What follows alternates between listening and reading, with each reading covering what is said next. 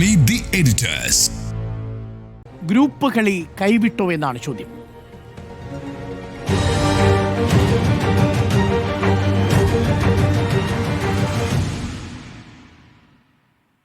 Jimmy, ഇപ്പോൾ പുറത്തു വരുന്നത് ഞെട്ടിക്കുന്ന വാർത്തയാണ്.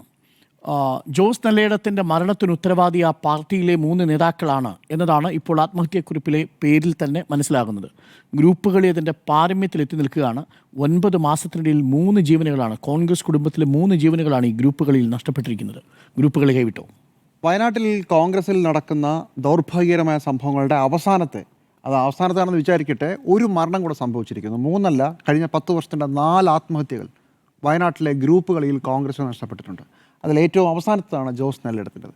കഴിഞ്ഞ വർഷം ഒരു 8-8.5 മാസം മുമ്പ് സ്വന്തം മകന് ഭക്ഷണത്തിൽ വിഷം കൊടുത്തിട്ട് കോൺഗ്രസിൻ്റെ DCCയുടെ ട്രഷറർ ആത്മഹത്യ ചെയ്തു, NM വിജയൻ. അത് ഒരു വളരെ വലിയ സാമ്പത്തിക ബാധ്യതയിൽപ്പെട്ട് വളരെ വലിയ ആരോപണങ്ങളിൽ ഉഴലി ആണ് അദ്ദേഹം ആത്മഹത്യ ചെയ്യുന്നത്. അതിനും കുറച്ച് വർഷങ്ങൾക്ക് മുമ്പ് 2015 PV ജോൺ എന്ന അവിടെ എല്ലാവരും ജോണായിട്ടെന്ന് വിളിക്കുന്ന മനുഷ്യൻ അവിടെ മാനന്തവാടി പാർട്ടി ഓഫീസിൽ പാർട്ടി കൊടിയിൽ പിരിച്ച് കയറാക്കി തൂങ്ങി നിൽക്കുന്നതാണ് കണ്ടത്. അതൊരു മുനിസിപ്പൽ തിരഞ്ഞെടുപ്പിന് ശേഷമായിരുന്നു. 4 ആത്മഹത്യകൾ. ഇതിൽ ഓരോന്നിലും കോൺഗ്രസിൻ്റെ അതിമോശമായ ഗ്രൂപ്പുകളുടെ നാണംകെട്ട കഥകളാണ് ഉണ്ടായിരുന്നുള്ളതാണ് ഏറ്റവും പ്രധാനപ്പെട്ടത്. ഇന്നത്തെ സംഭവത്തിൻ്റെ പശ്ചാത്തലം നമ്മളെല്ലാവരും കഴിഞ്ഞ കുറേ ദിവസമായി ഫോളോ ചെയ്തിരുന്നൊരു വാർത്തയാണ്. ഒരു മനുഷ്യൻ്റെ വീടിൻ്റെ കാർ പോർച്ചിൽ നിന്ന് കുറച്ച് മദ്യവും തോട്ടയും കണ്ടെത്തുന്നു. പോലീസ് കൃത്യമായി അയാളെ അറസ്റ്റ് ചെയ്യുന്നു. 14-15 ദിവസം അയാൾ ജയിലിൽ കിടന്നതിന് ശേഷം പുറത്തിറങ്ങുമ്പോൾ ഇത് വെളിയിൽ വരുന്ന വാർത്ത ഇത് വളരെ വലിയ ഒരു ഗ്രൂപ്പ് കളിയുടെ ഭാഗമായിട്ട് ഈ മനുഷ്യനെ ചതിച്ചതാണ് എന്നുള്ളതാണ്. ആ ചതിയുടെ പശ്ചാത്തലത്തിൽ ഒരാൾ എന്തായാലും ഇതിനകത്ത് ഉത്തരം പറയേണ്ടി വരും.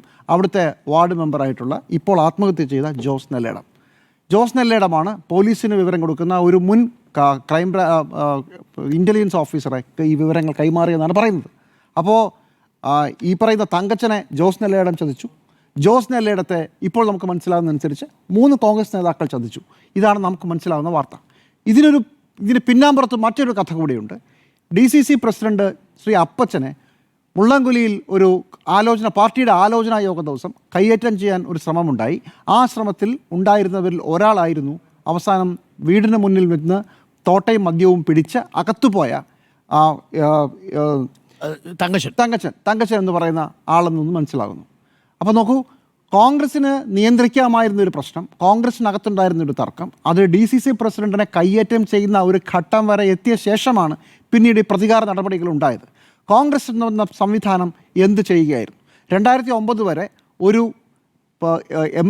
MP സീറ്റ് പോലും ഇല്ലാതിരുന്ന ഒരു ജില്ലയാണ് വയനാട്. അതിനുശേഷമാണ് വയനാട് വരുന്നത്. വയനാട് പക്ഷേ ഇപ്പോൾ കോൺഗ്രസ്സിന് ഇന്ത്യയിലെ തന്നെ ഏറ്റവും പ്രധാനപ്പെട്ട ഒരു പാർലമെൻറ്റ് മണ്ഡലം കയ്യേറുന്ന ഒരു ജില്ലയാണ്. രാഹുൽ ഗാന്ധിക്കും പിന്നീട് രാഹുൽ ഗാന്ധിയുടെ സഹോദരിക്കും അവിടെ നിന്ന് മത്സരിച്ച് ജയിച്ച് പാർലമെൻറ്റിൽ എത്തിക്കാൻ അവസരമുണ്ടാക്കിയ സ്ഥലമാണ്.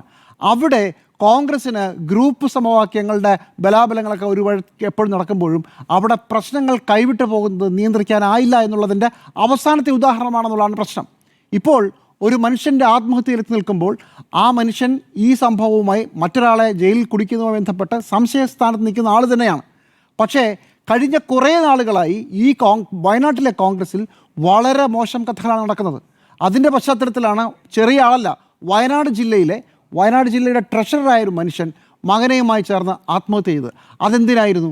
അവിടെ ജില്ലാ പഞ്ചായത്തുമായി ജില്ലാ സഹകരണ ബാങ്കുമായി ബന്ധപ്പെട്ട് അർബൻ സഹകരണ ബാങ്കാണ് മനസ്സിലാക്കുന്നത്. സുൽത്താൻ ബത്തേരി അർബൻ ബാങ്കിലും വടക്കേമല അർബൻ ബാങ്കിലും ജോലി വാങ്ങിച്ചു കൊടുക്കാമെന്ന് പറഞ്ഞ് പ്യൂൺ പദവിയിൽ 10 മുതൽ 20 ലക്ഷം വരെയും ക്ലർക്ക് പദവിയിൽ 20 മുതൽ 30 ലക്ഷം രൂപ വരെയും ആളുകളുടെ ഇത് പണം വാങ്ങി എന്നുള്ളതാണ് ആക്ഷേപം.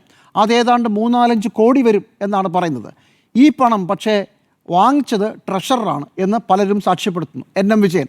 പക്ഷേ NM വിജയൻ്റെ അക്കൗണ്ടിൽ ഒരു പൈസ പോലുമില്ല. NM വിജയൻ്റെയും അന്നൊരു ആത്മഹത്യാക്കുറിപ്പ് കണ്ടെത്തിയിരുന്നു. അതിനകത്ത് പറയുന്നതനുസരിച്ച് IC ബാലകൃഷ്ണൻ, അതുപോലെ തന്നെ കോൺഗ്രസിലെ പ്രമുഖ ജില്ലാ നേതാക്കൾ, ഇവർക്കെല്ലാവർക്കുമാണ് ഞാൻ ഈ പണം കൊടുത്തത്. എൻ്റെ മരണത്തിന് ഇവരൊക്കെയാണ് ഉത്തരവാദികൾ. IC ബാലകൃഷ്ണൻ ആ കേസിൽ ആത്മഹത്യാ പ്രേരണ കേസിൽ പ്രതിയാണ്. അന്വേഷണം നടന്നുകൊണ്ടിരിക്കുകയാണ്. അന്ന് ഈ വിഷയം ഒതുക്കി തീർത്ത് എങ്ങനെയാണെന്ന് പ്രേക്ഷകർക്ക് ഓർമ്മയുണ്ടാകും. ഇല്ലെങ്കിൽ അതിനൊരു ചരിത്രമുണ്ട്. ഈ മനുഷ്യൻ മകനുമായി ചേർന്ന് ആത്മഹത്യ ചെയ്തതിനു ശേഷം കേരളത്തിലെ പ്രധാനപ്പെട്ട നേതാക്കളെല്ലാം വന്ന് പാർട്ടിയുടെ പേര് പുറത്തു പറയുന്നു പറഞ്ഞ് കാലുപിടിച്ചു. അവസാനം പാർട്ടിയുടെ കൂടെയാണ് നിൽക്കുന്നതെന്ന് ഒരു മനുഷ്യനും അയാളുടെ മകനും മരിച്ച ശേഷം ആ കുടുംബം വന്ന് മാധ്യമങ്ങൾക്ക് മുമ്പിൽ പറഞ്ഞു.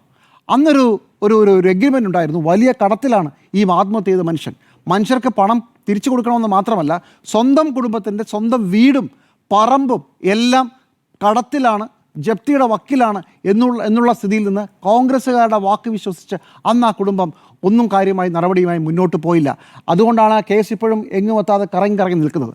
ഒരു കാര്യം കൂടി അറിയണം, അന്ന് ഈ പ്രശ്നം തീർക്കാൻ തിരുവഞ്ചൂർ രാധാകൃഷ്ണൻ അടക്കമുള്ള നേതാക്കൾ വീട്ടിലെത്തി സംസാരിച്ചതിന് ശേഷം ഒരു കരാറുണ്ടാക്കിയിരുന്നു. ആ കരാർ ഈ കുടുംബം പറയുന്നതനുസരിച്ച് ടി സിദ്ദിഖ് MLA നേതൃത്വത്തിലാണ് കരാർ ഒപ്പിട്ടത്. എന്നിട്ട് രായ്ക്ക് രാമാനം ആ കരാർ ഒപ്പിട്ട വക്കീലിൻ്റെ കയ്യിൽ നിന്ന് അപ്രത്യക്ഷമാവുകയാണ്. അത് കോൺഗ്രസ് നേതാക്കൾ കൊണ്ടുപോയി എന്നാണ് പറയുന്നത്. ഇപ്പോഴും എനിക്ക് പണം കിട്ടാനുണ്ടെന്ന് പറഞ്ഞ് ഈ മരിച്ചുപോയ NM വിജയൻ്റെ മകൻ്റെ ഭാര്യ പത്മജ കയറി ഇറങ്ങി നടക്കുകയാണ്. ഇന്ന് നമ്മളോടും മാധ്യമങ്ങളൊക്കെ സംസാരിച്ചു. എനിക്ക് തരാമെന്ന് പറഞ്ഞ പണം അത് തന്നില്ല, കടം തീർക്കാനാണ്. എൻ്റെ വീട് അത് എൻ്റെ പേരിൽ തിരിച്ചു കിട്ടണം, അത് കടത്തിലാണ്. ഇത് രണ്ടും കേൾക്കില്ല. ഇവരിങ്ങനെ തിരുവനന്തപുരത്ത്, കൊച്ചിയിൽ, വയനാട്ടിൽ പ്രധാനപ്പെട്ട നേതാക്കൾ മുമ്പിൽ അവരുടെ മുമ്പിൽ ഒക്കെ കയറി ഇറങ്ങി നടന്നിട്ട് ഒരു പ്രയോജനവും ഉണ്ടായില്ല. ഞാൻ മനസ്സിലാക്കുന്നത് ഇനി ഒരു 5 ലക്ഷം രൂപയുടെ എങ്കിലും കൊടുത്താൽ ഈ പ്രശ്നം തീരും എന്നുള്ളതാണ്. അതും പരിഹരിച്ചില്ല. ഇതിനു മുമ്പ് 2015 ജോസേട്ടൻ എന്ന എല്ലാവരും വളരെ സ്നേഹത്തോടെ കൂടി വിളിക്കുന്ന PV ജോൺ മരിക്കുന്നത്, ജോണേട്ടൻ എന്ന് വിളിക്കുന്ന ആളാണ്, PV ജോൺ മരിക്കുന്നത്, അവിടെ അദ്ദേഹത്തിനെതിരെ ഒരു സാമ്പത്തിക ഇടപാടിൽ കള്ളനോട്ട് കൈമാറി എന്ന് പറഞ്ഞ ഒരു പരാതി ഉണ്ടാകുന്നു. ആ പരാതി തെളിയിക്കപ്പെട്ടേയില്ല. അവസാനം മുനിസിപ്പൽ തെരഞ്ഞെടുപ്പിൽ വെറും 39 വോട്ടിന് അദ്ദേഹം പരാജയപ്പെടുന്നു. ആ 39 വോട്ടിന് പരാജയപ്പെടേണ്ട സ്റ്റേജിലുള്ള ഒരു മനുഷ്യനെ ആയിരുന്നില്ല, അവിടുത്തെ വളരെ പ്രധാനപ്പെട്ട നേതാവായിരുന്നു. എല്ലാവരും ചതിച്ചു എന്ന് മനസ്സിലാക്കി മനനൊന്താണ് ജോണേട്ടൻ മരിക്കുന്നത്. നോക്കൂ, 3 സംഭവങ്ങളിലായി 4 മരണങ്ങൾ. 2 പേരുടെ ആത്മഹത്യയാണ്, ജോണേട്ടൻ ഒറ്റയ്ക്ക്. ഇപ്പോൾ ഇന്ന് ഒരു മരണം കൂടി. ഇതിലെല്ലാം കോൺഗ്രസിൻ്റെ ഗ്രൂപ്പ് സമവാക്യങ്ങളിലെ ബലാബലങ്ങളും പ്രശ്നങ്ങളും മാത്രമല്ല, എങ്ങനെയാണ് ഒരു വിഷയം മാനേജ് ചെയ്യാൻ പറ്റാത്തത്, എങ്ങനെയാണ് ഒരു വിഷയം പരിഹരിക്കാനാവാത്തത് എന്നുള്ളതിൻ്റെ കോൺഗ്രസ് നേതൃത്വത്തിൻ്റെ കഴിവുകേടാണ് കാണിക്കുന്നത്. ഒരു മനുഷ്യൻ ആത്മഹത്യ ചെയ്യുമ്പോൾ, ആ മനുഷ്യൻ അയാളുടെ മകനോടൊപ്പം ആത്മഹത്യ ചെയ്യുമ്പോൾ ആ വീട്ടിൽ ചെന്നിട്ട് വാക്ക് കൊടുക്കുക, ആ വാക്ക് ഉറപ്പിക്കാൻ വേണ്ടി ഒരു കരാർ ഒപ്പിടുക, അതിനുശേഷം ആ കരാർ വക്കീലിൻ്റെ ഓഫീസിൽ നിന്ന് എടുത്ത് മാറ്റിക്കൊണ്ട് പോവുക, ആ കരാറിൽ പറഞ്ഞ കാര്യങ്ങൾ നടപ്പിലാക്കി കിട്ടാൻ വേണ്ടി കയറി ഇറങ്ങി നടക്കുക. ഒരു കുഴപ്പവുമില്ല. കഴിഞ്ഞ 9 മാസമായി ഒരു കുടുംബം, ഞാൻ മനസ്സിലാക്കുന്നത് പല നേതാക്കളുടെ മുമ്പിൽ പോയി ഈ സ്ത്രീ ഞാൻ ആത്മഹത്യ ചെയ്യും, എനിക്ക് വേറെ വഴിയില്ല എന്ന് പറഞ്ഞു എന്നാണ്. എന്നിട്ടും കേരളത്തിലെ കോൺഗ്രസ് പാർട്ടി ഒരു 5 ലക്ഷം രൂപ കൊടുക്കാൻ കഴിവില്ലാത്ത പാർട്ടിയാണെന്ന് ആരും വിശ്വസിക്കില്ല. കേരളത്തിലെ ഒരു രാഷ്ട്രീയ പാർട്ടി, എത്ര ചെറിയ പാർട്ടി ആയാലും അതുണ്ടാവില്ല. പക്ഷേ താല്പര്യമില്ല. വിജയൻ പോയി, അത് അദ്ദേഹത്തിൻ്റെ കുടുംബത്തിന് നഷ്ടം. ഞങ്ങൾ എന്ത് ചെയ്യാനെന്ന മട്ടിൽ വളരെ നിഷേധാത്മകമായ നിലപാടെടുത്ത കോൺഗ്രസ് നേതൃത്വത്തെയാണ് ഇവിടെ പ്രതിക്കൂട്ടിൽ നിർത്തേണ്ടത്.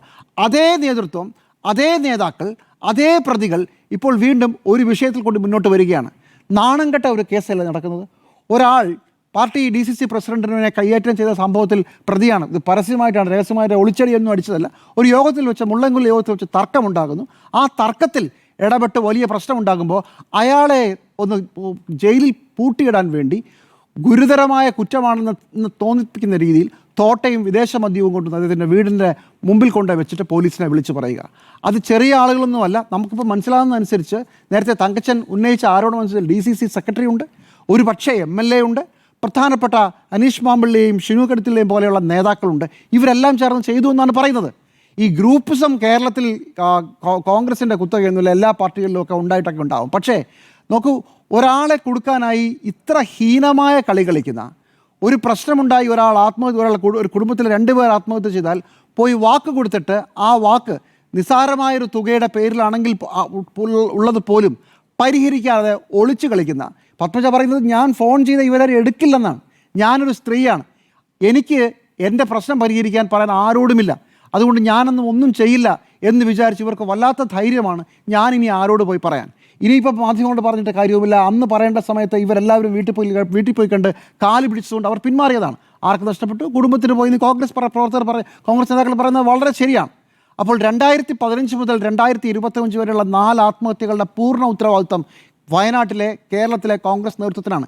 ഇങ്ങനെ ഒരു പരിപാടി, ഇത്രയും നാണം കെട്ട രീതിയിൽ ഈ കാര്യങ്ങൾ നടക്കുന്നത്, ഇത്രയും നമ്പർ ഓഫ് ആത്മഹത്യകൾ, ഒരു ആത്മഹത്യ പോലും ഇങ്ങനെ ഉണ്ടാകുമെന്ന് നമുക്ക് തോന്നുന്നില്ല.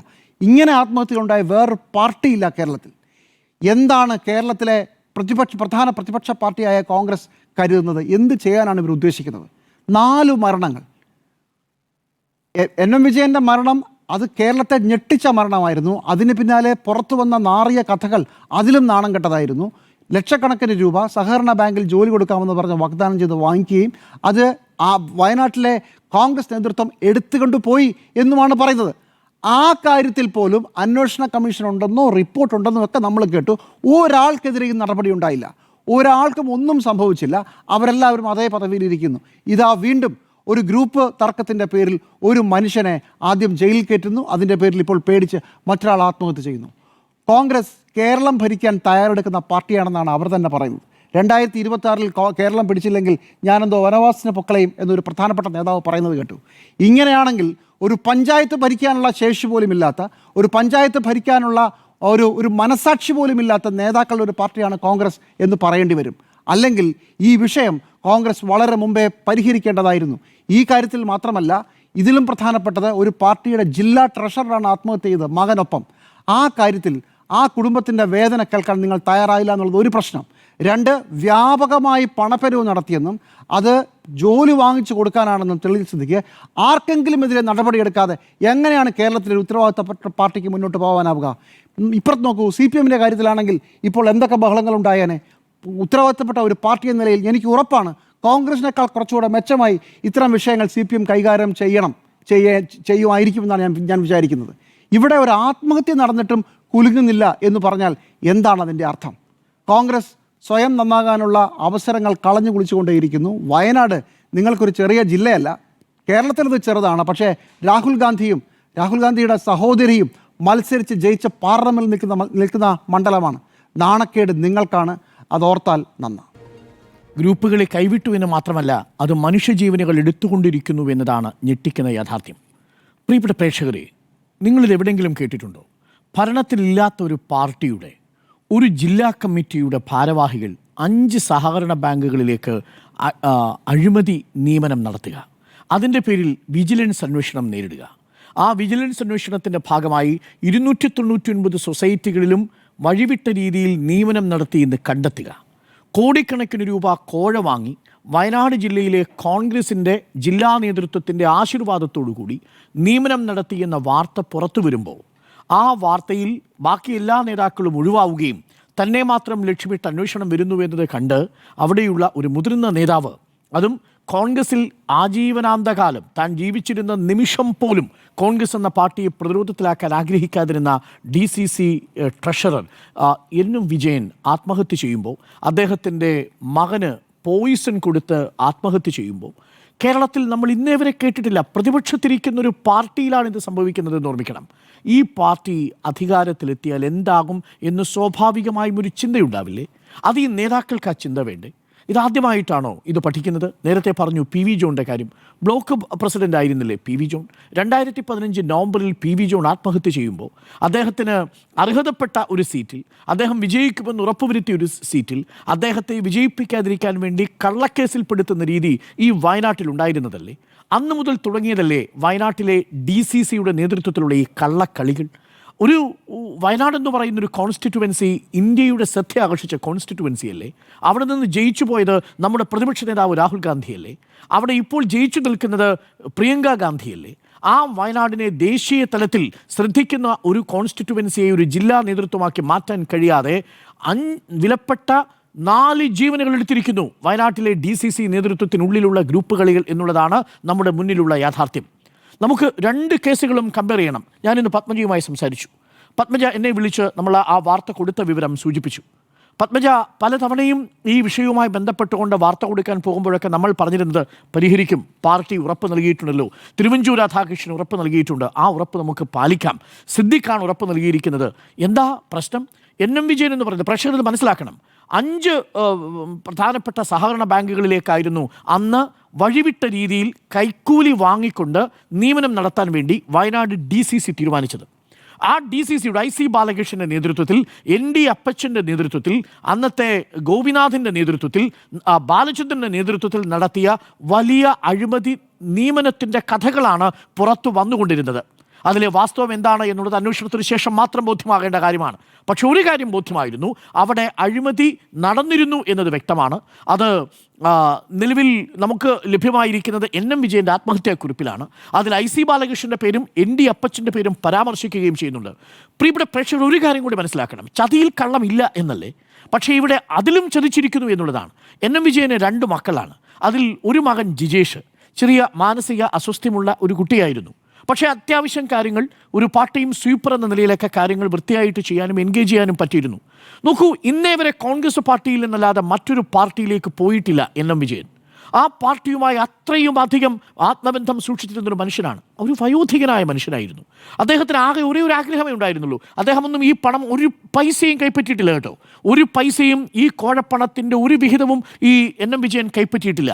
ഇന്ന് അദ്ദേഹത്തിൻ്റെ ബാങ്കിലെ സ്റ്റേറ്റ്മെൻറ്റ് പുറത്തു വരുമ്പോൾ 1,04,00,000 രൂപയുടെ ബാധ്യതയുള്ള ഒരു നേതാവായിട്ട് അദ്ദേഹം മാറി. നമ്മൾ പുറത്തു വരുന്നതനുസരിച്ച് ഇത് രേഖാമൂലമുള്ളത്. രേഖാമൂലമല്ലാതെ നേതാക്കൾ പിരിച്ചുകൊണ്ടുപോയ ഈ കോഴപ്പണത്തിൻ്റെ ബാധ്യത കൂടി ഈ പാവം NM വിജയൻ ഏറ്റെടുത്തിരിക്കുക. വീടും പറമ്പുമടക്കം വിറ്റാൽ പോലും അത് വീട്ടാൻ കഴിയില്ലെന്ന് പത്മജയും മകൻ വിജേഷും പറഞ്ഞുകൊണ്ടിരിക്കുക നമ്മുടെ മുന്നിൽ. ആർക്കു വേണ്ടിയാ? നേതാക്കൾക്ക് വേണ്ടി. IC ബാലകൃഷ്ണനും ND അപ്പച്ചനും ഗോപിനാഥനും അടക്കമുള്ളവർ നടത്തിയ നീക്കത്തിൻ്റെ ഭാഗമായി ഈ NM വിജയനെ കടക്കണിയിലേക്ക് കൊണ്ടുവിട്ടു. നിങ്ങളുടെ DCC ട്രഷറർ ആയിരുന്നില്ലേ? ഒരു ഘട്ടത്തിൽ പോലും പാർട്ടിയെ തള്ളിപ്പറയാത്ത നേതാവായിരുന്നില്ലേ? നമുക്ക് വിഷമം വരുന്നൊരു കാര്യം, അദ്ദേഹത്തിൻ്റെ ഈ ആത്മഹത്യാക്കുറിപ്പ് വായിക്കുമ്പോൾ പറയുന്നുണ്ട്, പാർട്ടിയെ പ്രതിരോധത്തിലാക്കാതിരിക്കാൻ 2 ആഴ്ച കഴിഞ്ഞതിനു ശേഷം ഏതെങ്കിലും തരത്തിൽ നേതാക്കൾ ഉറപ്പ് പാലിക്കുന്നില്ലെങ്കിൽ മാത്രമേ ഈ കത്ത് പുറത്തു വിടാവൂ എന്ന് പോലും ആത്മഹത്യാക്കുറിപ്പിൽ എഴുതിയിരിക്കുന്ന ഇതേപോലൊരു നേതാവിനെ നിങ്ങൾക്ക് വേറെ എവിടെയെങ്കിലും കാണാൻ പറ്റുമോ? എന്നിട്ടും ആ നേതാവിൻ്റെ കുടുംബത്തോട് മിസ്റ്റർ സിദ്ദിഖ് അങ്ങ് കാണിച്ചത് എന്താണ്? അങ്ങയുടെ PA തന്നെയാണോ ഈ പറയുന്ന അഡ്വക്കേറ്റിൻ്റെ അടുത്ത് നിന്നും ആ പത്മജയുടെ കയ്യിലും വേണ്ട, ഞങ്ങളുടെ കയ്യിലും വേണ്ട, അത് അഡ്വക്കേറ്റിൻ്റെ കയ്യിലിരിക്കട്ടെ എന്ന് പറഞ്ഞ ആ കരാർ വാങ്ങിക്കൊണ്ടുപോയത്? നിംസിൽ ഈ വിജേഷിൻ്റെ ചികിത്സയ്ക്ക് വേണ്ടിയിട്ട് 1,50,000 രൂപ ഇനിയും അടച്ചിട്ടില്ല T സിദ്ദീഖ്. നിങ്ങളെ വിശ്വസിച്ച ആ കുടുംബം ഇരിക്കുകയാണ്, കോൺഗ്രസിനെ വിശ്വസിച്ച ആ കുടുംബം ഇരിക്കുകയാണ്. ഇന്ന് പത്മജ പറയുന്നത് ഇനി ഞങ്ങൾക്കൊന്നും വേണ്ട, ചതിയന്മാരുടെ പാർട്ടി എന്നൊരു ടാഗ് നിങ്ങൾക്ക് വീഴുന്നു. നിങ്ങളിത് മനസ്സിലാക്കുന്നില്ലേ? അധികാരത്തിലില്ലാത്തൊരു കോൺഗ്രസ് പാർട്ടിയുടെ ജില്ലാ നേതൃത്വത്തിന് ചതിയന്മാരുടെ പാർട്ടി എന്നൊരു ടാഗ് ലൈൻ വീഴുന്നു. CPM വിശേഷിപ്പിക്കുന്നത് കൊലയാളി പാർട്ടി എന്നാണ്. അല്ലെന്നെങ്ങനെ പറയാൻ പറ്റും? 2015 PV ജോൺ ആത്മഹത്യ ചെയ്തപ്പോൾ അതിന് ഉത്തരവാദികളായിരുന്നവർക്കെതിരെ നിങ്ങൾ നടപടിയെടുത്തോ?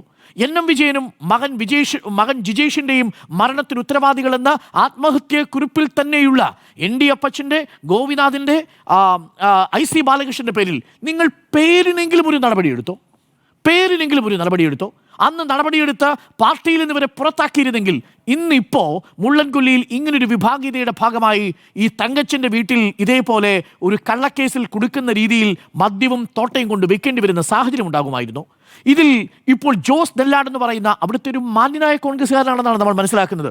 കോൺഗ്രസ് വിമതനായിട്ട് പോലും ആ മുള്ളൻകൊല്ലി പഞ്ചായത്തിലെ 2ാമത്തെ വാർഡിൽ മത്സരിച്ച് വിജയിച്ചു വന്നയാളാണ്. പക്ഷേ നിർഭാഗ്യവശാൽ ഈ ഗ്രൂപ്പ് കളിയുടെ ഭാഗമായി പോയി ND അപ്പച്ചനും PD സജിയും അനീഷും ഈ പറയുന്ന ജോസ് നെല്ലാടും ഉൾപ്പെടുന്ന ഒരു കോക്കസിന്റെ ഭാഗമായി ആ പാവം തങ്കച്ചനെ കുടിക്കാൻ വേണ്ടി നിങ്ങൾ ശ്രമിച്ചില്ലേ?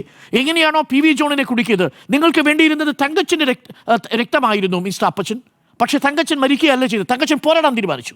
17 ദിവസം ജയിലിൽ കിടന്നതിന് ശേഷം പുറത്തു വന്ന റിപ്പോർട്ടർ TVക്കാണ് ആദ്യമായി അഭിമുഖം നൽകുന്നത് തങ്കച്ചൻ പറഞ്ഞു, എനിക്കറിയാം എന്നെ കുടുക്കിയത് ആരൊക്കെയാണ് എന്നത് എനിക്കറിയാമെന്ന് വ്യക്തമായി നമ്മുടെ മുന്നിൽ പറഞ്ഞു.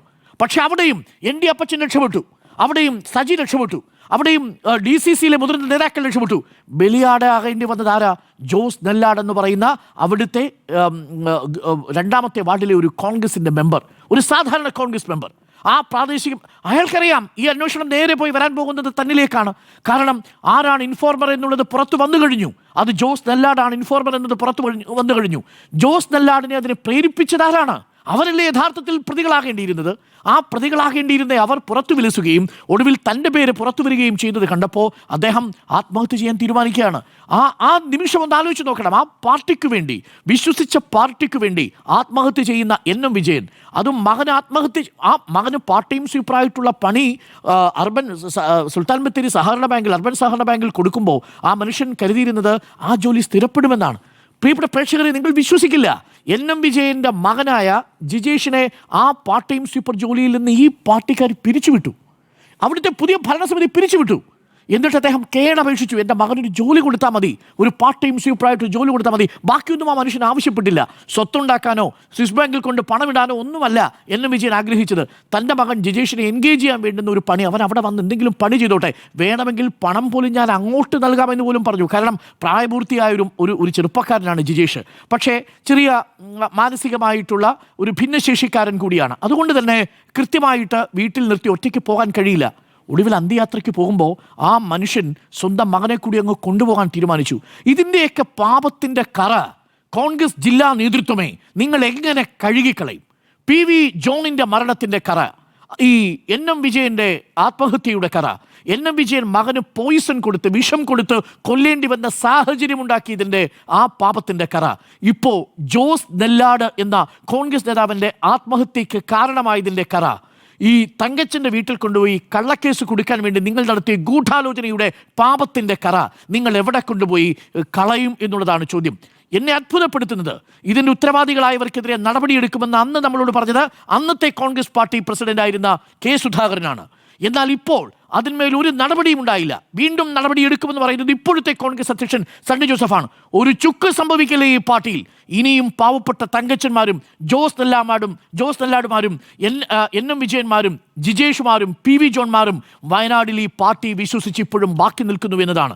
എന്തെങ്കിലും ഒരു തരം ഇനിയും മനസാക്ഷിയുടെ കോണിൽ ഒരു ബാക്കി നിൽക്കുന്നുണ്ടെങ്കിൽ, ഒരു നന്മ ബാക്കി നിൽക്കുന്നുണ്ടെങ്കിൽ, ആ കോൺഗ്രസ് ജില്ലാ നേതൃത്വത്തെ പിരിച്ചുവിട്ട് അവിടെയുള്ള മുഴുവൻ കുറ്റവാളികളെയും നിയമത്തിന് മുന്നിൽ കൊണ്ടുവന്ന് അവരെ പാർട്ടിയിൽ നിന്ന് പുറത്താക്കി ആ പാർട്ടി ശുദ്ധീകരിക്കാനാണ് ശ്രമിക്കേണ്ടത്. വയനാട് കോടയിറങ്ങുന്ന നാടാണ്, കള്ളക്കളികളുള്ള നാടല്ല. അവിടെയുള്ള മനുഷ്യർ വിശ്വസിച്ചിരിക്കുന്നത് മണ്ണിനെയാണ്, പ്രകൃതിയാണ്. പ്രകൃതി ചലിച്ചപ്പോൾ ഒരു വലിയ ദുരന്തം അവിടെ സംഭവിച്ചു. പക്ഷേ ഒരു പാർട്ടിയിൽ ഒരു ജില്ലാ നേതൃത്വം അവിടെയുള്ള അണികളെ ചതിച്ചുകൊണ്ടിരിക്കുകയാണെന്ന യാഥാർത്ഥ്യമാണ് ഇപ്പോൾ പുറത്തു വരുന്നത്. ഏറ്റവും ഒടുവിൽ പുറത്തു വരുന്ന ജോസ് നെല്ലാടിൻ്റെ ആത്മഹത്യാക്കുറിപ്പും അത് സാക്ഷ്യപ്പെടുത്തുന്നു. അതുകൊണ്ട് ഗ്രൂപ്പുകളെ കൈവിട്ടു എന്ന് മാത്രമല്ല, അത് മനുഷ്യജീവനുകൾ എടുത്തുകൊണ്ടിരിക്കുകയാണ്. നമ്മളെ അത്ഭുതപ്പെടുത്തുന്നത് ഈ പാർട്ടി പ്രതിപക്ഷത്തായിട്ടും ഇതാണ് അവസ്ഥയെങ്കിൽ 3 ജീവനുകൾ 9 മാസത്തിനുള്ളിൽ, 10 വർഷത്തിനുള്ളിൽ 4 ജീവനുകൾ, ഒരു പാർട്ടിയുടെ ജില്ലാ നേതൃത്വത്തിന് സംഭവിച്ച വലിയ പിഴവാണത്. ആ പിഴവ് തിരുത്താൻ ഇനിയും പാർട്ടിക്ക് സാധിച്ചിട്ടില്ല. ഗ്രൂപ്പുകളെ കൈവിട്ടു എന്നാണ് എൻ്റെ അഭിപ്രായം. സുജയ. ഉറപ്പായും കൈവിട്ടു. കാരണം ഗ്രൂപ്പ് കളിയൊക്കെ എല്ലാ പാർട്ടികളിലും നടക്കാറുള്ളതാണ്. കോൺഗ്രസിൽ അത് കുറച്ച് കൂടുതലുമാണ്, കാലങ്ങളായി നടന്നു വരുന്നതാണ്. കോൺഗ്രസ് പാർട്ടിയുടെ പ്രായത്തോളം തന്നെ ഗ്രൂപ്പ് കളിക്കും പ്രായമുണ്ടാകും. പക്ഷേ ആ ഗ്രൂപ്പ് കളിയിൽ ആളുകളെ കൊല്ലുന്നത്, ഈ മരണം, ഈ ആത്മഹത്യ എന്ന രീതിയിൽ മാത്രം നമുക്കൊരു കള്ളിയിൽ ഒതുക്കി നിർത്താൻ കഴിയുന്നില്ലല്ലോ. അവരുടെ ആഗ്രഹപ്രകാരം അവർ തിരഞ്ഞെടുത്ത ഒരു ചോയ്സുമല്ല ഈ കഴിഞ്ഞ ആത്മഹത്യകൾ ഒന്നും തന്നെ, വിജയൻ്റെതായാലും ഇപ്പോൾ ജോസ് നെല്ലേടത്തിൻ്റെതായാലും. അവർ ആത്മഹത്യയിലേക്ക് എത്തിയത് എങ്ങനെയാണ് എന്ന വഴി കൂടി നോക്കണം. അപ്പോൾ ആ വഴി തെളിച്ചു കൊടുത്തിരിക്കുന്നത് കോൺഗ്രസിൻ്റെ ഗ്രൂപ്പ് മാനേജേഴ്സാണ്. ആ ഗ്രൂപ്പ് മാനേജേഴ്സ് ഇവരെയൊക്കെ ഒരു ടൂളായിട്ട് ഉപയോഗിക്കുന്നു. ആ ടൂളിൻ്റെ ആവശ്യം അവർക്ക് വേണ്ട രീതിയിൽ കാലങ്ങളായി അവർ നിറവേറ്റിയെടുക്കുന്നു. ഒടുവിൽ ആ ടൂൾ പിടിക്കപ്പെടുമെന്നുള്ളൊരു ഘട്ടമാകുമ്പോൾ, അല്ലെങ്കിൽ അവർ കുടുങ്ങി എന്ന് മനസ്സിലാകുമ്പോൾ അവർക്ക് രക്ഷിക്കാനായി ഗ്രൂപ്പ് മാനേജേഴ്സ് വരുന്നില്ല. അവർക്ക് സ്വയം രക്ഷപ്പെടാനും കഴിയുന്നില്ല. അപ്പോൾ നിൽക്കക്കളി ഇല്ലാതെ വരുമ്പോൾ അവർക്ക് തിരഞ്ഞെടുക്കേണ്ട ഏക ചോയ്സായി ആത്മഹത്യ മുന്നിൽ നിൽക്കുകയാണ്. ആത്മഹത്യ ഒന്നിനും ഒരു പരിഹാര മാർഗ്ഗമല്ല, നമ്മൾ ആത്മഹത്യയെ അനുകൂലിക്കുന്നുമില്ല. പക്ഷേ ഇവിടെ ഗ്രൂപ്പുകളെ യഥാർത്ഥത്തിൽ കുളമാക്കിയത് ഈ മാനേജേഴ്സാണ്. കോൺഗ്രസിൻ്റെ ശാപമായ ഗ്രൂപ്പുകൾ അതെല്ലാം അവസാനിച്ചു. കോൺഗ്രസ് ആകെ ഒറ്റ ഗ്രൂപ്പാണ്, എല്ലാവരും ചേർന്നുള്ള ഒറ്റ കമാൻഡാണ്, സിംഗിൾ കമാൻഡാണ് എന്നൊക്കെ പറഞ്ഞ് ദില്ലിയിൽ രാഹുൽ ഗാന്ധി എല്ലാവരെയും നിർത്തി ഫോട്ടോ എടുപ്പിച്ച് വിട്ട ആ ഒരു രാത്രി നിങ്ങൾക്കൊക്കെ ഓർമ്മ കാണുമല്ലോ. അപ്പോൾ ആ ഫോട്ടോ എടുപ്പിന് ശേഷം വീണ്ടും സംഭവിക്കുന്നത് എന്താണ്? അതിനുശേഷമാണ് NM വിജയൻ്റെ മരണം സംഭവിക്കുന്നത്, ഇപ്പോൾ ജോസ് നെല്ലേടത്തിൻ്റെ മരണം സംഭവിക്കുന്നത്. അപ്പോൾ NM വിജയൻ്റെയും മകൻ്റെയും മരണത്തിന് ശേഷം സംഭവിച്ച കാര്യങ്ങൾ, ആ കാര്യങ്ങളിൽ എങ്ങനെയാണ്, ഏത് തരത്തിലാണ് ഈ പറയുന്ന ഗ്രൂപ്പ് മാനേജേഴ്സിനപ്പുറം അതിൻ്റെ മേൽത്തട്ടിലുള്ള നേതാക്കൾ ഇടപെട്ടത്? ആരും ഒന്നും ചെയ്തു കൊടുത്തിട്ടില്ല എന്ന് ഇന്ന് ആ കുടുംബത്തിലെ ഒരു അംഗം തന്നെ വന്ന് മാധ്യമങ്ങൾക്ക് മുന്നിൽ പറയുകയാണ്. അതിൽ പരം കോൺഗ്രസ് ഇനി എക്സ്പോസ്ഡ് ആകാനായിട്ടില്ല എന്നാണ് ഞാൻ മനസ്സിലാക്കുന്നത്. കോൺഗ്രസ് ഇപ്പോൾ യഥാർത്ഥത്തിൽ നന്നായി നാണം കെട്ട് നിൽക്കുന്ന ഒരു അവസ്ഥയിലേക്ക് എത്തിയിരിക്കുകയാണ്. ഇപ്പോൾ വലിയ രീതിയിൽ കാര്യങ്ങൾ പറയാൻ സാധിക്കുന്ന, ഇപ്പോൾ പോലീസ് മർദ്ദനമൊക്കെ ഉയർത്തി സർക്കാരിനെതിരെ ജനവികാരമൊക്കെ തിരിക്കാൻ കഴിയുന്ന രീതിയിൽ സബ്ജക്ട്സ് മുന്നിൽ നിൽക്കുകയാണ്. ഇപ്പോൾ കരുവന്നൂർ കേസിലേക്ക് റെഫർ ചെയ്യാൻ പറ്റുന്ന രീതിയിലാണ് പാർട്ടിയുടെ ഉള്ളിൽ നിന്ന് തന്നെയുള്ള വെളിപ്പെടുത്തലുകൾ വരുന്നത്. അതെല്ലാം തൊട്ട് മുന്നിൽ ഇങ്ങനെ നിൽക്കുമ്പോഴും അതൊന്നും ഉപയോഗിക്കാൻ കഴിയാതെ നിശബ്ദമായി നിൽക്കേണ്ടി വരുന്ന കോൺഗ്രസ് നേതൃത്വത്തെയാണ് ഇന്നത്തെ ദിവസം നമ്മൾ കാണുന്നത്. അല്ലാത്ത പക്ഷം നമ്മൾ ഇന്ന് ചർച്ച ചെയ്യുക തൃശ്ശൂരിലെ വിഷയമാണ്, ശബ്ദരേഖയാണ്. ഒരു സംശയവുമില്ല, ജോസിന് ജോസിന്റെ ആത്മഹത്യ ഇല്ലായിരുന്നെങ്കിൽ. പക്ഷേ ജോസ് നെല്ലേടത്തിന്റെ ആത്മഹത്യ അത് കോൺഗ്രസിനെ പ്രത്യേകിച്ചും വി ഡി സതീശനുള്ള അടക്കമുള്ള എല്ലാ നേതാക്കളെയും ഒരു പിൻ ഡ്രോപ്പ് സൈലൻസിലേക്ക് കൊണ്ടുപോയിരിക്കുകയാണ്. കാരണം അവർക്കറിയാം ഞങ്ങളുടെ പാളിച്ചയാണ്, അല്ലെങ്കിൽ ഈ കാര്യങ്ങൾ പരിഹരിക്കാൻ സാധിച്ചിട്ടില്ല. ഈ മുള്ളൻകൊല്ലി എന്ന് പറയുന്ന സ്ഥലമുണ്ടല്ലോ, കോൺഗ്രസിന്റെ ശക്തി കേന്ദ്രമാണ്. വയനാട്ടിലെ ഏറ്റവും ശക്തി കേന്ദ്രങ്ങളിൽ പ്രധാനപ്പെട്ടത് ഏതെന്ന് ചോദിച്ചാൽ മുള്ളൻകൊല്ലിയാണ്. അവിടെയൊന്നും ഒരിക്കലും ഇടതുപക്ഷത്തിനോ അല്ലെങ്കിൽ ബി ജെ പിക്കോ ഒന്നും കടന്നു കയറി ഇൻറോഡ്സ് ഉണ്ടാക്കാൻ സാധിക്കാത്തവണ്ണം അവിടെ സാധാരണക്കാരായ മനുഷ്യർ, കോൺഗ്രസിനെ സ്നേഹിക്കുന്ന സാധാരണക്കാരായ മനുഷ്യർ ഉണ്ടാക്കിയെടുത്ത ഒരു ബേസാണ്. ആ ബേസിന്റെ ഭാഗമായി നിൽക്കുന്ന ആളുകളാണ് ഈ പറയുന്ന തങ്കച്ചനായാലും ജോസ് ആയാലും. ജോസ് വിമതനായി മത്സരിച്ചെങ്കിലും ഇപ്പോൾ കോൺഗ്രസിന്റെ ഭാഗമാണല്ലോ. അപ്പോൾ അവരൊക്കെ അടിത്തട്ടിൽ പ്രവർത്തിക്കുന്ന, ജനങ്ങളിലേക്ക് ഇറങ്ങിച്ചെന്ന് അവിടെ മണ്ണിൽ ചവിട്ടി നിൽക്കുന്ന അങ്ങനെയുള്ള നേതാക്കളാണ്. അതുകൊണ്ടാണ് ജോസിനെ കുറിച്ചൊക്കെ ഇന്ന് നമ്മൾ അവിടെ ചെല്ലുമ്പോഴും അവിടുത്തെ നാട്ടുകാർക്കായാലും ബന്ധുക്കൾക്കായാലും ഒക്കെ ജോസിനെ കുറിച്ച് മറ്റൊരു അഭിപ്രായമില്ല. പാർട്ടിയുടെ ഗ്രൂപ്പ് മാനേജേഴ്സ് പറഞ്ഞിട്ട് ചില കാര്യങ്ങൾ ചെയ്തിട്ടുണ്ടാകും എന്ന് ആളുകൾക്ക് തോന്നുന്നതും അതുകൊണ്ട് തന്നെയാണ്. ഇനി ഇതിൽ മറ്റൊരു വിഷയം കൂടി നമ്മൾ പറഞ്ഞു പോകണം. ഇവിടെ വയനാട്, ഇടുക്കി കൂടാതെ കോൺഗ്രസിന്റെ ഒരു ഉറച്ച ജില്ല ഏതാണെന്ന് ചോദിച്ചാൽ അത് വയനാടാണ്. ഈ രണ്ട് ജില്ലകൾക്കും പ്രത്യേകിച്ചും മലയോരവും എല്ലാം ചേരുന്ന കോൺഗ്രസിൻ്റെതായ ഒരു ഭൂമിശാസ്ത്രമുള്ള രണ്ട് ജില്ലകളാണ് വയനാടും ഇടുക്കിയും. അവിടെ ഇപ്പോൾ ഇടതുപക്ഷത്തിന് കൃത്യമായി ഈ തദ്ദേശ തെരഞ്ഞെടുപ്പിൽ ഇൻറോഡ്സ് ഉണ്ടാക്കാൻ പറ്റുന്ന, ബി ജെ പിക്ക് ഉണ്ടാക്കാൻ കഴിയുന്ന ഒരു സാഹചര്യം അവിടെ ഇപ്പോൾ ഈ തുടർച്ചയായുള്ള ആത്മഹത്യകളിലൂടെ സൃഷ്ടിക്കപ്പെടുകയാണ്. കാരണം ജനങ്ങളിൽ, അതുപോലെ തന്നെ കോൺഗ്രസിന്റെ സഹയാത്രികരായ ആളുകളിൽ, ഒപ്പം കോൺഗ്രസിന്റെ തന്നെ പ്രാദേശിക പ്രവർത്തകരിലൊക്കെ ഒരു വിശ്വാസമില്ലായ്മ രൂപപ്പെട്ടിട്ടുണ്ട്. കാരണം നാളെ എന്നെയും ഇതുപോലെ മരണത്തിലേക്ക് തള്ളിവിടില്ലേ, ഇവരൊക്കെ പറയുന്നത് കേട്ട് ഞാൻ എന്തെങ്കിലും ചെയ്താൽ, കുടുങ്ങിയാൽ എനിക്കും എൻ്റെ കുടുംബത്തിനും പോയി, അല്ലാതെ ഇവരാരും ഉണ്ടാകില്ല എന്ന് പറയുന്ന ഒരു അവിശ്വാസം പ്രവർത്തകരിൽ ഉണ്ടാകുന്ന മരണങ്ങളാണ് അവിടെ സംഭവിച്ചിരിക്കുന്നത് എന്നത് അവിടുത്തെ ഒരു പ്രാദേശിക രാഷ്ട്രീയത്തിൽ ഇതിനകം തന്നെ ചർച്ചയായി കഴിഞ്ഞിരിക്കുന്ന വിഷയമാണ്. ഇവിടെ പ്രിയങ്ക ഗാന്ധിയും രാഹുൽ ഗാന്ധിയും അവിടെ രാഹുൽ ഗാന്ധി എം പി ആയിരുന്നു, പ്രിയങ്ക ഗാന്ധി ഇപ്പോൾ എം പി ആണ്. ഇവർക്കൊന്നും എന്താണ് ഈ സ്വന്തം മണ്ഡലത്തിലെ പ്രശ്നങ്ങൾ പരിഹരിക്കാൻ കഴിയാതെ പോകുന്നത്? നാട് നന്നാക്കാൻ ഇറങ്ങുന്നതിന് മുൻപ് വീട് നന്നാക്കണമെന്ന് പറയും. അവരുടെ വീടാണല്ലോ അവരുടെ സ്വന്തം മണ്ഡലം. ഈ സ്വന്തം മണ്ഡലത്തിലെ NM വിജയന്റെ പ്രശ്നത്തിൽ ആ കുടുംബത്തിന് കൂടി ബോധ്യപ്പെടുന്ന രീതിയിൽ അവരെ കൂടി വിശ്വാസത്തിലെടുത്തുകൊണ്ടുള്ള ഒരു പരിഹാരത്തിലേക്ക് ഇതുവരെ എത്താൻ കഴിയാത്തത് എന്താണ്? ഈ കാര്യങ്ങളെല്ലാം ചെയ്യാനായിട്ട് ഏൽപ്പിച്ച ആളുകൾ കൃത്യമായി ചെയ്യുന്നുണ്ടോ എന്ന് ടി സിദ്ദിഖൊക്കെ ഇന്നും പ്രിയങ്ക ഗാന്ധിയുടെ കൂടെ നടക്കുന്നത് കണ്ടിരുന്നു ദൃശ്യങ്ങളിൽ. അപ്പോൾ ഇവരോടൊക്കെ ഒന്ന് ചോദിച്ചാൽ പോരെ, ഒരു വിളിക്കപ്പുറത്തുള്ള ആളാണ്. കാരണം AICCയുടെ ജനറൽ സെക്രട്ടറി കൂടിയാണ് പ്രിയങ്ക ഗാന്ധി, സോ കോൾഡ് ഹൈക്കമാൻഡിന്റെ ഭാഗമാണ്. അപ്പോൾ ഇവർക്കൊക്കെ ഈ പ്രശ്നങ്ങൾ തീർക്കാൻ അറിയാഞ്ഞിട്ടാണോ? ഈ ഒരു മണ്ഡലത്തിലെ പ്രശ്നങ്ങൾ തീർക്കാൻ കഴിയാത്ത ആളുകൾ എങ്ങനെയാണ് രാജ്യം ഭരിക്കുന്നത്? അവരെ എന്ത് വിശ്വസിച്ചാണ് രാജ്യത്തിന്റെ ഭരണം ഏൽപ്പിക്കേണ്ടത്? രാജ്യം ഭരിക്കാനായി ഇന്ത്യ മുന്നണി ഉണ്ടാക്കുന്ന ആളുകൾ സ്വന്തം മണ്ഡലത്തിലെ ഈ പ്രശ്നം തീർക്കാൻ പോലും കഴിയുന്നില്ല എന്നുണ്ടെങ്കിൽ പിന്നെ എന്ത് കണ്ടിട്ടാണ് അവരെ വിശ്വസിക്കേണ്ടത്? ഇവിടെ മുൻ ട്രഷറർ NM വിജയന്റെയും മകന്റെയും മരണം ഉണ്ടായപ്പോൾ ഇനി ഗ്രൂപ്പിസം ഒന്നും ഉണ്ടാകില്ല, എല്ലാത്തിനും ഞങ്ങൾ ഫുൾ സ്റ്റോപ്പ് ഇടാൻ പോകുന്നു എന്ന രീതിയിലായിരുന്നു അന്ന് ആദ്യഘട്ടത്തിൽ പ്രതികരണം വന്നത്. ഞങ്ങളുടെ പ്രശ്നങ്ങളെല്ലാം ഞങ്ങൾ തീർക്കും. പക്ഷേ അതൊക്കെ വെറും വാചാടോപം മാത്രമായിരുന്നു എന്നുള്ളത് ഇന്നത്തെ ആ പ്രതികരണത്തിലൂടെ വ്യക്തമാവുകയാണ്. ഒന്നും ചെയ്തിട്ടില്ല. എല്ലാവരും കൈ കഴുകി മാറി നിൽക്കുകയാണ്. അല്ലെങ്കിൽ ഞങ്ങൾക്ക് ഇത്രയൊക്കെ പറ്റൂ, ഇതിൽ കൂടുതലൊന്നും ഞങ്ങൾ ചെയ്യാൻ ഉദ്ദേശിക്കുന്നില്ല എന്ന് പറയുകയാണ്. ഇവിടുത്തെ പോരാര് തമ്മിലാണ്? IC Balakrishnan versus ND അപ്പച്ചനാണ്. രണ്ടുപേരും കോൺഗ്രസ് ആണോ എന്ന് ചോദിച്ചാൽ യഥാർത്ഥത്തിൽ CPIM-ഉം കോൺഗ്രസും തമ്മിലുള്ള തർക്കം പോലെയാണ് ഈ രണ്ട് വ്യക്തികളും അവരുടെ പിന്നിൽ നിൽക്കുന്ന ആളുകളും തമ്മിൽ വയനാട്ടിൽ കുറേ കാലങ്ങളായിട്ട് ഈ തർക്കം നടക്കുന്നത്. ഈ പാവപ്പെട്ട മനുഷ്യന്റെ മരണത്തിലേക്ക് പോയതുമൊക്കെ ഈ അങ്ങോട്ടും ഇങ്ങോട്ടുമുള്ള തർക്കവും വിഴുപ്പലക്കലുകളും എല്ലാം തന്നെയാണ്. രണ്ടുപേരും രണ്ട് പാർട്ടിയിലാണ് എന്ന രീതിയിൽ പ്രവർത്തിക്കുന്നത് ഇനിയും കോൺഗ്രസിന് മനസ്സിലായിട്ടില്ല എന്നാണോ? കാരണം വിജയന്റെ വിഷയം വന്നപ്പോൾ തന്നെ ഈ കാര്യങ്ങളൊക്കെ അന്ന് പരിഹരിച്ചു പോകേണ്ടതായിരുന്നു. വിജയന്റെ ആത്മഹത്യാക്കുറിപ്പും ഇപ്പോൾ ജോസിന്റെ ആത്മഹത്യാക്കുറിപ്പും, രണ്ട് കുറിപ്പുകളും ഈ കോൺഗ്രസ് പാർട്ടിക്കും പരിശോധിക്കാവുന്നതാണ്. അതിനകത്തൊക്കെ പേര് പറഞ്ഞിട്ടും വിഷയങ്ങൾ പറഞ്ഞിട്ടും തന്നെയാണല്ലോ എല്ലാം എഴുതി വെച്ചിരിക്കുന്നത്. അപ്പോൾ ഞങ്ങളൊന്നും അറിഞ്ഞില്ല എന്ന് പറഞ്ഞ് കൈമലർത്താൻ ഇനി കഴിയില്ല.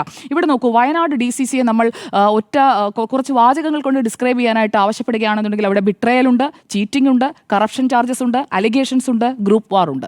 ഇതെല്ലാം പ്രിയങ്ക ഗാന്ധി കൂടി മനസ്സിലാക്കാനായിട്ടാണ് ഞാനത് ഇംഗ്ലീഷ് വാക്കുകളിൽ പറഞ്ഞത്. അപ്പോൾ പ്രിയങ്ക ഗാന്ധി ഇതൊക്കെ ഒന്ന് മനസ്സിലാക്കണം. കാരണം സ്വന്തം മണ്ഡലമാണ്. പ്രിയങ്ക ഗാന്ധി ഈ കാര്യങ്ങൾ മനസ്സിലാക്കി പ്രശ്നങ്ങൾ പരിഹരിക്കണം. അല്ലാത്ത പക്ഷം ആ മണ്ഡലത്തിൽ MP ആയി തുടരുന്നതിൽ ഒരർത്ഥവുമില്ല. കാരണം ഇത്രയും ചീറ്റിംഗ് പരസ്പരം നടത്തുന്ന, ബിട്രയൽ നടത്തുന്ന ഒരു സംവിധാനത്തിന്റെ ഭാഗമായിട്ട് അവരെല്ലാവരും കൂടി ജയിപ്പിച്ചു വിട്ട ഒരു MP ആയി പാർലമെന്റിൽ പോയി നരേന്ദ്രമോദിക്കെതിരെ പറയുന്നതിന് മുൻപ് സ്വന്തം പാളയത്തിലെ പട തീർക്കണം പ്രിയങ്ക ഗാന്ധി. അതാണ് പ്രിയങ്ക ഗാന്ധി ചെയ്യേണ്ടത്. ഇവിടെ തങ്കച്ചൻ കുറ്റക്കാരനല്ല എന്ന് കോടതി കണ്ടെത്തിയതാണ്. അതിനുശേഷം ഈ ജയിലിലേക്ക് അയച്ചത് ആരാണ് എന്ന് തങ്കച്ചൻ തന്നെ മാധ്യമങ്ങൾക്ക് മുന്നിൽ പുറത്തിറങ്ങി 17 ദിവസത്തിന് ശേഷം പുറത്തിറങ്ങി വന്ന് തങ്കച്ചൻ കൃത്യമായി പറയുന്നുണ്ട്. അത് കോൺഗ്രസ് പാർട്ടി കേട്ടില്ലേ? ഇവിടെ വിജയനും ജോസും രണ്ടുപേരും തെറ്റുകാരാണോ എന്നതിനപ്പുറം രണ്ടുപേരും ഇരകളാണ്, അല്ലെങ്കിൽ ബലിയാടുകളാണ്. കോൺഗ്രസ് പാർട്ടിയിലെ ഗ്രൂപ്പ് മാനേജേഴ്സ് ഉണ്ടാക്കി വെച്ചിരിക്കുന്ന രണ്ട് ബലിയാടുകളായിട്ടാണ് അവരെ കേരളം ഇന്ന് കാണുന്നത് എന്നതാണ്. അവരെ ഉപയോഗിച്ച വൻ സ്രാവുകൾ ഈ ബാലകൃഷ്ണനായാലും IC ബാലകൃഷ്ണനായാലും ND അപ്പച്ചനായാലും ആ രണ്ടു പേരിലേക്കും അവർക്ക് നേരെ ഒന്ന് വിരൽ ചൂണ്ടാൻ ഈ പറയുന്ന നേതാക്കൾക്ക് കഴിയുമോ? KPCC പ്രസിഡന്റൊക്കെ ഇന്ന് വന്ന് പോലീസിനെതിരെയാണ് പറയുന്നത്. സണ്ണി ജോസഫ് MLA ഇന്ന് പോലീസിനെതിരെയാണ് പറയുന്നത്. ഈ ND അപ്പച്ചനെ നിലയ്ക്ക് നിർത്താനായിട്ട് KPCC പ്രസിഡന്റിന് കഴിയില്ല എങ്കിൽ അദ്ദേഹം ആ സ്ഥാനം ഒഴിഞ്ഞു പോകണമെന്ന്. എന്തിനാണ് അവിടെ ഇരിക്കുന്നത്?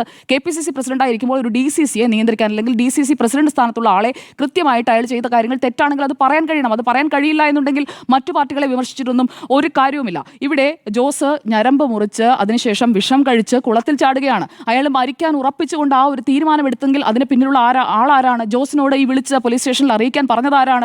ആരുടെ നിർദ്ദേശമാണ്? ആരുടെ ഹൈക്കമാൻഡാണ് ജോസ് അവിടെ അനുസരിച്ചത്? അത് അറിയണമെന്നേ. കാരണം ഈ ഗ്രൂപ്പ് മാനേജേഴ്സ് ഉറപ്പായിട്ടും പറയണം ജോസിനെ ഇവിടെ പെടുത്തിയതാണെന്നുള്ളതിൽ എനിക്കൊരു സംശയവുമില്ല. മാത്രമല്ല ഇവിടെ തദ്ദേശ തെരഞ്ഞെടുപ്പ് വരാൻ പോവുകയാണ്. ഇതിലൊന്നും പെടാതെ മറ്റൊരാൾ മാറി നിൽക്കുന്നുണ്ട്. കാരണം ബാലകൃഷ്ണൻ വേഴ്സസ് ND അപ്പച്ചൻ നിൽക്കുമ്പോൾ സേഫ് ആയിട്ട് മറ്റൊരു വഴിയിലൂടെ നടന്നു പോവുകയാണ് T. സിദ്ദിഖ് MLA. കോൺഗ്രസിനകത്ത് ഇപ്പോൾ സംഭവിച്ചുകൊണ്ടിരിക്കുന്ന എന്താണെന്ന് ചോദിച്ചാൽ ഈ 3 വഴികളിലൂടെ നടക്കുന്ന 3 നേതാക്കൾ ഒരു ജില്ലയിൽ ഒരു DCCയുടെ കീഴിൽ വരുന്ന നേതാക്കളാണ്. ഇവരെയൊക്കെ നിയന്ത്രിക്കാൻ മേൽഘടകത്തിലുള്ളവർക്ക് കഴിയണം. അല്ലാത്ത പക്ഷം അവർ ഈ കൂടുതൽ ജീവനുകൾ എടുക്കുന്ന തരത്തിലേക്ക് ഈ പോരങ്ങ് മുറുകുവന്നേ. മുള്ളൻകൊല്ലി എന്ന് പറയുന്ന ഒരു പ്രദേശത്ത് മാത്രം നിൽക്കില്ല. ഇവിടെ ND അപ്പച്ചനെ തടഞ്ഞു വെച്ചോ മർദ്ദിച്ചോ അപ്പോൾ ആ കൂട്ടത്തിൽപ്പെട്ട ബാക്കി ആളുകളെയും ഇതേപോലെ ശിക്ഷാ നടപടികൾക്ക് വിധേയമാക്കുമോ? അങ്ങനെ ഓരോ നേതാക്കൾക്കും തോന്നുന്ന രീതിയിൽ മറ്റുള്ളവരുടെ ജീവൻ വെച്ച് കളിക്കുന്ന രീതിയിലേക്ക് കാര്യങ്ങൾ പോകുമ്പോഴും ഇവിടെ ഇടപെടാനും നിയന്ത്രിക്കാനും കഴിയുന്നില്ലെങ്കിൽ ആ നേതൃത്വം കൊണ്ടൊന്നും ഒരു കാര്യമുണ്ടെന്ന് ഞാൻ കരുതുന്നില്ല. ഇവിടെ മറ്റൊരാൾ കൂടി ഇതിനകത്ത് നമ്മൾ പറഞ്ഞു പോകേണ്ടതുണ്ട്. ഇവിടെ ഈ കേസിൽ തങ്കച്ചൻ്റെ അറസ്റ്റ് ഉണ്ടാകുന്നത് ഓഗസ്റ്റ് 22-നാണ്.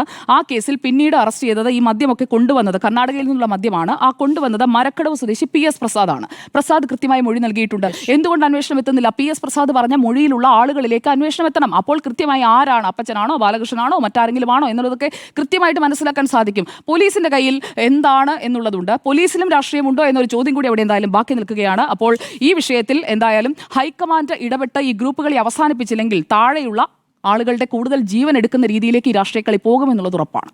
ഗ്രൂപ്പ് കളി കൈവിട്ടോ എന്നായിരുന്നു ചോദ്യം. 3 പേരുടെയും അഭിപ്രായം യെസ് എന്ന് തന്നെയാണ്. ഗ്രൂപ്പ് കളി കൈവിട്ടു.